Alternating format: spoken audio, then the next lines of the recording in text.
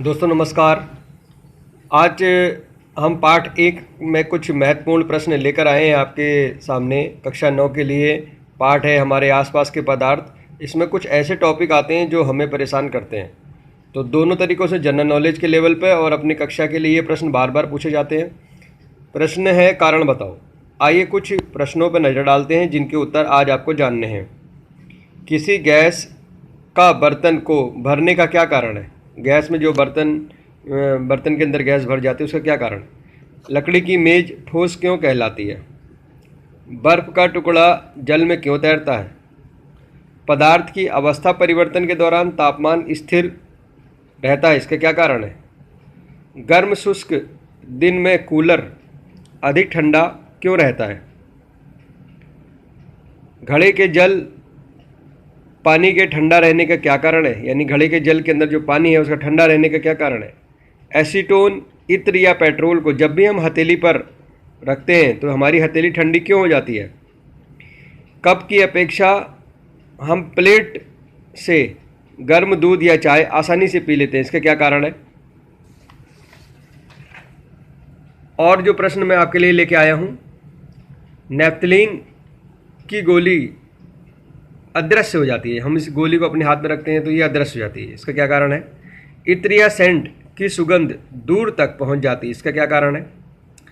जल का कमरे के ताप पर द्रव अवस्था में होना, लोहे की अलमारी का कमरे के ताप पर ठोस होना, कपड़ों का सूखना, कुत्ते का गर्मियों में जीभ को बाहर निकालना, हाथ में बर्फ़ को रखने पर हथेली का ठंडा होना, गर्मियों में पंखे के नीचे शीतलता का अनुभव होना, बरसात के मौसम में कपड़ों का देर से सूखना, अगरबत्ती की महक कमरे के कोने कोने में पहुंचना, आइसक्रीम से दांतों में ठंडक का एहसास होना, गर्मियों में भूमि पर छिड़काव करना, चाय को फूंक मारकर पीना, स्पंज के ठोस होते हुए भी संपीड़न संभव होना और पोटेशियम परमैंगनेट से जल का रंगीन होना।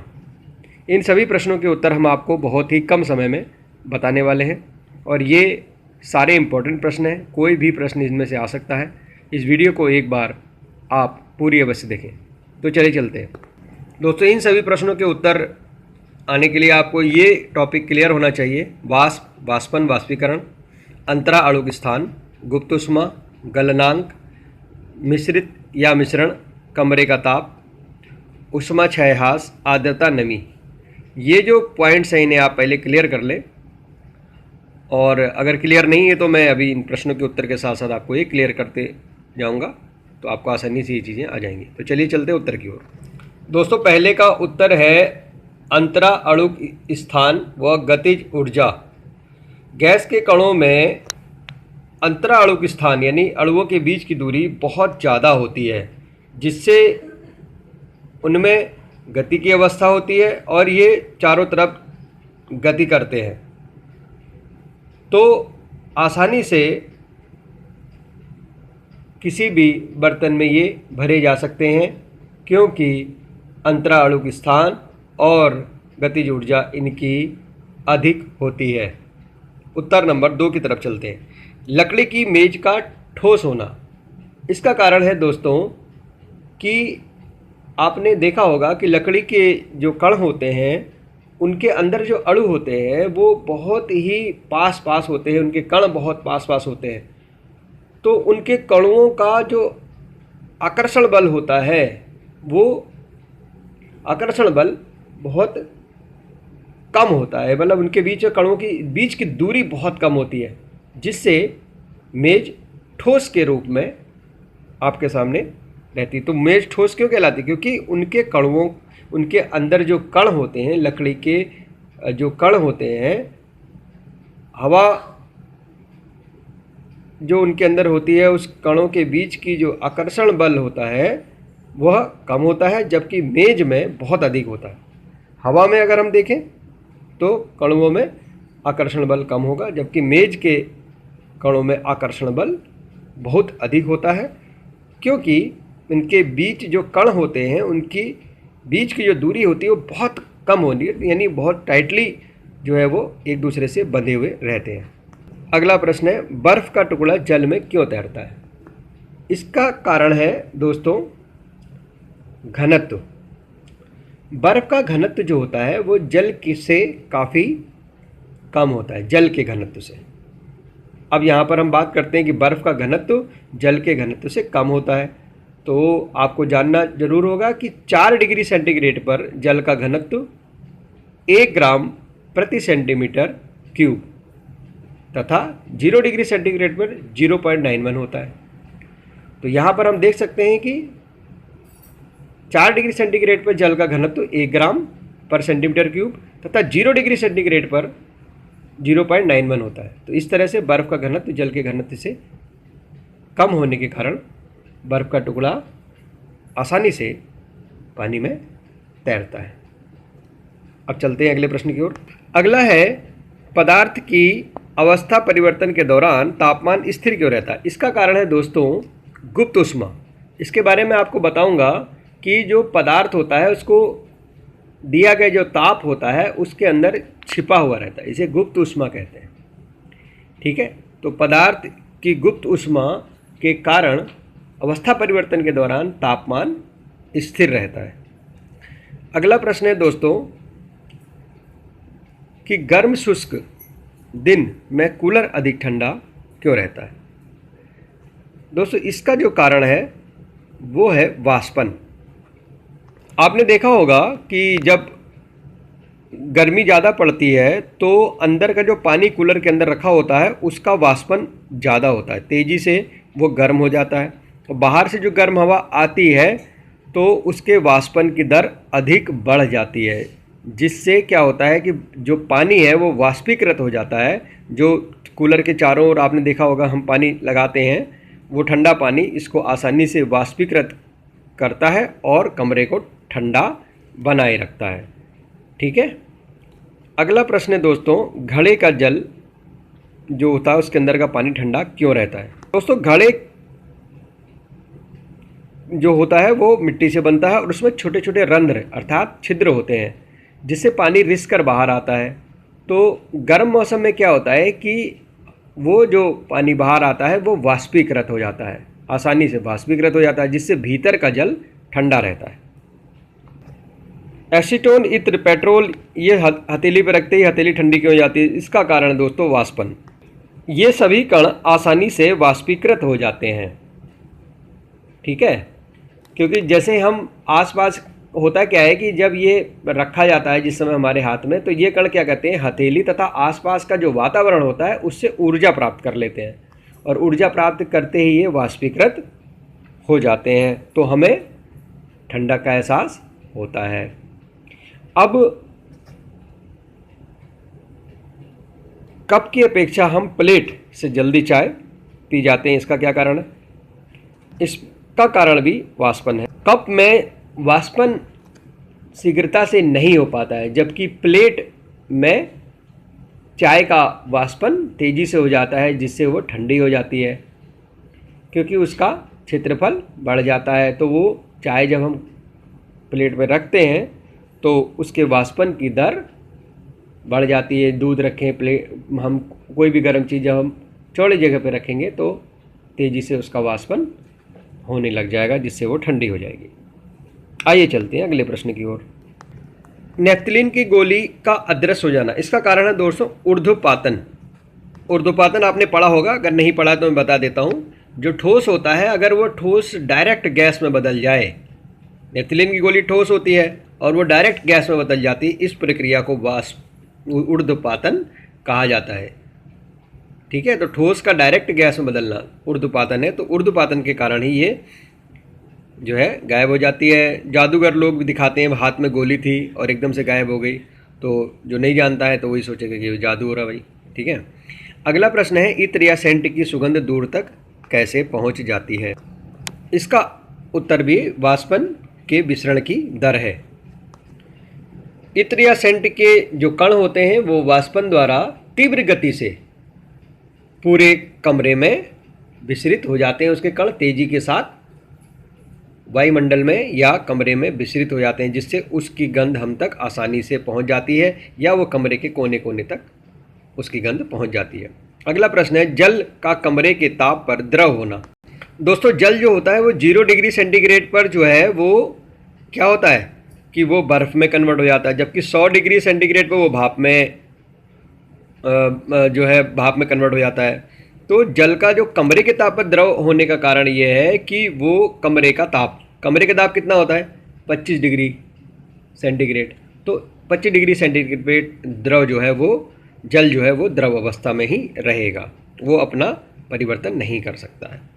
लोहे की अलमारी का कमरे के ताप पर ठोस होना, इसका कारण है लोहे का गलनांक का बहुत अधिक होना, क्योंकि कमरे का तापमान सामान्य होता है और लोहे का जो गलनांक होता है वो बहुत ज़्यादा उच्च होता है, इसलिए जो है लोहा की जो अलमारी है वो कमरे के ताप पर ठोस ही रहती है। अगला प्रश्न है कि हम कपड़े कैसे सुखा लेते हैं, यानी कपड़े सूखने का क्या कारण है। दोस्तों इसका कारण है वाष्पीकरण। जब हम कपड़ों को फैलाते हैं तो उनके वाष्पीकरण की दर बढ़ जाती है और वो सूख जाते हैं। कपड़ों का जो सतही क्षेत्रफल होता है वो बढ़ जाता है। प्लेट में भी आपने देखा होगा, कप प्लेट का जो मैंने आपको अभी बताया था क्वेश्चन, उसमें भी प्लेट में जब हम चाय को रखते हैं तो उसका वाष्पीकरण तेज़ी से हो जाता है। इसी तरह कपड़ों को भी फैलाने से उसके वाष्पीकरण की दर बढ़ जाती है और वो आसानी से सूख जाते हैं। अगला जो हमारा प्रश्न आता है, कुत्ते का गर्मियों में जीभ को बाहर निकालना। इसका कारण है जीभ में उपस्थित जो द्रव होता है उसका वाष्पन हो जाता है। जैसे कुत्ता जब जीभ बाहर निकालता है तो उसमें द्रव होता है तो उसका वाष्पन हो जाता है, तो कुत्ते के अंदर की जो बॉडी होती है वो शीतल यानी ठंडी रहती है। घड़े में भी आपने देखा होगा, उसमें जो रोम छिद्र होते हैं वो पानी जो है वो वाष्पीकृत हो जाता है, जो छिद्रों से बाहर आता है वो वाष्पीकृत होता है, तो अंदर का भाग ठंडा। ठीक उसी तरह से इसमें भी यही प्रक्रिया होती है, क्योंकि जो कुत्ता होता है उसे शरीर में रोम छिद्र नहीं होते हैं, यानी जो उसकी बॉडी होती है उसमें कोई छिद्र नहीं होता, उसे पसीना नहीं आता, तो उसे बहुत गर्मी का एहसास होता है। इसके कारण वो जीभ जब बाहर निकालता है तो उसके जीभ में उपस्थित द्रव का आसानी से वाष्पन हो जाता है और उसको शीतलता मिलती है। अगला प्रश्न है हमारा कि हाथ में बर्फ़ को रखने से हथेली ठंडी हो जाने का कारण। दोस्तों इसका उत्तर है हाथ की ऊष्मा का निकल जाना। जब बर्फ़ को हाथ में रखा जाता है तो वो हाथ से 80 कैलोरी प्रति ग्राम ये ऊष्मा ले लेती है और पिघल जाती है। तो ऊष्मा लेकर वो पिघली है, तो जिस जगह से उसने ऊष्मा ली है वो हमारा हाथ है, तो हमारे हाथ को उसी समय ऊष्मा निकल जाने के कारण ठंडक उत्पन्न होती है। गर्मियों में पंखे के नीचे शीतलता का अनुभव क्यों करते हैं हम? इसमें हमारे पसीने का वाष्पीकरण हो जाता है, पसीने का वाष्पीकरण हो जाता है, ठीक है। तो हमारा जो शरीर का जो पसीना होता है वो वाष्पीकृत हो जाता है पंखे से, तो वाष्पन हेतु आवश्यक गुप्त ऊष्मा हमारे शरीर से ही ली जाती है। इस तरह से हमारी बॉडी ठंडी हो जाती है। अगला प्रश्न है, बरसात के मौसम में कपड़ों का देर से सूखना। दोस्तों इसका उत्तर है वाष्पन की दर। एक्चुअल में क्या होता है कि बरसात में हमारे पूरे एटमॉस्फेयर में जो जल वाष्प वातावरण में उपस्थित रहती है, ठीक है, तो होता यह है कि वाष्पन शीघ्रता से नहीं हो पाता। जैसे कि आपने देखा हो गर्मी में हम कपड़े डालते तो वाष्पन शीघ्रता से हो जाता है, लेकिन बरसात में ऐसा नहीं होता क्योंकि एटमॉस्फेयर में पहले से ही नमी है। तो वाष्पन की दर आर्द्रता बढ़ने पर कम हो जाती है। जैसे आर्द्रता है, नमी जिसे बोलते हैं, वो जब आर्द्रता बढ़ जाएगी, आर्द्रता बढ़ने पर वाष्पन की दर कम हो जाएगी। एक दूसरे के उल्टे हैं ये, ठीक है। तो वाष्पन की दर आप याद रखेंगे इसमें। अगला प्रश्न है, अगरबत्ती की महक कमरे में कोने कोने तक पहुंचना। इस तरह का प्रश्न पहले आ चुका है, फिर भी मैं आपको बता देता हूं। अगरबत्ती के कणों का जो सुगंधित कण होते हैं उन कणों का वायु के साथ मिश्रित होकर कमरे में फैल जाना, अनियमित गति करना, ये इसका कारण है, ठीक है। तो अगरबत्ती के जो कण होते हैं वो वायु के साथ, जो हमारे कमरे की जो वायु होती है उसके साथ मिश्रित हो जाते हैं और मिश्रित होकर अनियमित गति करते हैं, जिससे वो कोने कोने में आसानी से पहुंच जाते हैं और हमें उसकी महक पता लगती है। आइसक्रीम से दांतों में ठंडक का एहसास होना। इसका उत्तर है गलन की गुप्त ऊष्मा। एक्चुअल में जब आइसक्रीम जब दांतों से काटी जाती है तो गलन की जो गुप्त ऊष्मा होती है वो दांतों से प्राप्त करती है, और गुप्त ऊष्मा जब वो गलन की गुप्त ऊष्मा दांतों से जो प्राप्त करेगी, जैसे आइसक्रीम हाथ में रखते हैं तो ठंडी हो जाती है, हमारी हथेली से गुप्त ऊष्मा प्राप्त करती है, इसी तरह से दांतों में भी सेम वही चीज़ होती है कि जब वो गलन की गुप्त ऊष्मा दांतों से प्राप्त करेगी तो दांत हमारे एकदम से ठंडे हो जाएंगे, हमें ऐसा एहसास होता है। गर्मियों में भूमि पर छिड़काव हम लोग करते हैं, क्यों करते हैं? इसका उत्तर है वाष्पन द्वारा ठंडक उत्पन्न होती है। कैसे? जब हमारी धरती गर्मियों में क्या होता है कि छत जहाँ पर भी हम छिड़क रहे हैं पानी, वहाँ पर वो गर्म होती है, तो गर्म होने पर जब हम उस पर जल डालते हैं तो वो जल क्या होता है, तेज़ी से वाष्पीकृत हो जाता है। तो जो ऊपर का जो हिस्सा है जो वाष्पीकृत हो जाता है, यानी जो फर्श वगैरह है जिस पर आप डाल रहे हो तो वो वाष्पीकृत हो जाता है। छत में अगर आप डालोगे तो कमरा ठंडा हो जाता है, या छत भी कुछ समय बाद ठंडी हो जाती है जब उसमें हवा लगेगी। तो क्या होता है, उसमें वो जो गर्मी होती है जो उसकी छत की या जो भूमि आप डाल रहे हो उस पर जब आप छिड़काव करते हो तो वो जो है उसका वाष्पीकृत हो जाती है। जैसे कि समुद्र में भी यही प्रक्रिया होती है। समुद्र में क्या होता है, सूरज की गर्मी से समुद्र का जो पानी होता है वो भी वाष्पीकृत हो जाता है, ठीक है ना, और ऊपर जाकर वो ठंडा हो जाता है। तो इस तरह से जो है ये प्रक्रिया चलती है। तो इसका कारण, इसका भी रीजन क्या हुआ, वाष्पन। अगला है चाय को फूंक मारकर हम क्यों पीते हैं? ऊपर वाले की तरह इसका भी उत्तर सेम होगा। चाय को फूंक मारकर पीना, चाय गर्म होती है तो चाय गर्म होने पर क्या करते हैं, जब हम उसे फूंक मारते हैं तो क्या होता है, उसके जो वाष्पन होता है वो गर्म चाय का वाष्पन हो जाता है, तो ऊपर की चाय ठंडी हो जाती है, उसे हम पी लेते हैं। ठीक है, इस तरह से हम ऊपर की जो लेयर है चाय का ऊपर का जो हिस्सा उसे हम फूंक मारकर ठंडा करते हैं, क्योंकि जो हम हवा निकालते हैं उससे वो ऊपर का हिस्सा ठंडा हो जाता है, उतना हम पी लेते हैं। ठीक है, तो हम एकदम से पूरी चाय नहीं पी सकते हैं, लेकिन हम ऊपर से फूंक मार मार के ऊपर का हिस्सा ठंडा करते जाते हैं और वो वाष्पीकृत जो हो जाता है वो एकदम ठंडा होता है तो हम उसे पी लेते हैं। अगला प्रश्न है दोस्तों, स्पंज के ठोस होते हुए भी संपीड़न संभव होता है, क्यों? दोस्तों, स्पंज को जब हम दबाते हैं तो वो क्या होता है कि उसमें वो दब तो जाता है, फिर वो वापस उसी अवस्था में आ जाता है। तो स्पंज ठोस है लेकिन फिर भी इसका संपीड़न संभव है, क्योंकि इसमें सूक्ष्म छिद्र होते हैं। इसका उत्तर है सूक्ष्म छिद्र का होना, और जब इसे दबाते हैं तो ये आसानी से दब जाता है, और चूंकि कणों की जो वायु होती है वो जो छिद्रों के द्वारा जो उसके अंदर वायु भरी वो बाहर निकल जाती है, और जैसे ही हम उसे छोड़ते हैं वापस वायु अंदर आ जाती है। तो इस तरह से स्पंज ठोस होते हुए भी इसका संपीड़न अर्थात इसको हम दबा सकते हैं।